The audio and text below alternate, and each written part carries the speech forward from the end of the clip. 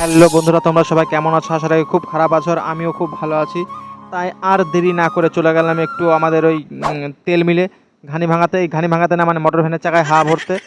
তাই হাওয়া ভরতে গিয়ে হাওয়াটা ভরে নিয়ে আমরা বেরিয়ে পড়লাম আমার এক কাকিমা আর এক বৌদির সাথে আমাদের গন্তব্যস্থান সেই মাছ ধরার জায়গায় যাওয়ার জন্য।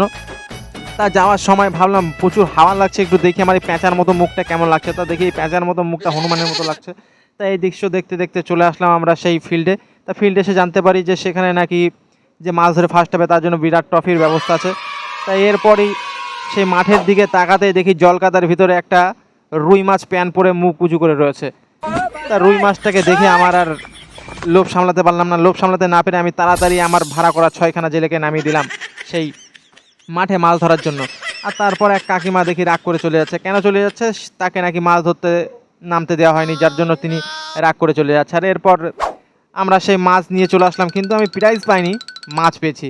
তা মাছ নিয়ে এসে মাছটা মুখে পুড়তে, আরে সালা, এ তো এমনভাবে খাচ্ছে যেন বাপের জন্মে মাছ খায় নাই। সত্যি আমি বাপের জন্মে খাইনি। তা প্লিজ আপনারা কেউ লোভ দেবেন না। হ্যাঁ, তা লোভ দিলে বলো খারাপ হয়ে যাবে। প্লিজ প্লিজ প্লিজ লোভ দেবেন না, লোভ দেবেন না। হ্যাঁ, তারপরে এইভাবেই মাছটা আমি মুখে পুরে দিলাম। আরে সালা, এ তো মনে হচ্ছে বাপের জন্মে মাছ খায় নাই, এমন একটা ভাব। ও দেখো, ভাব দেখো।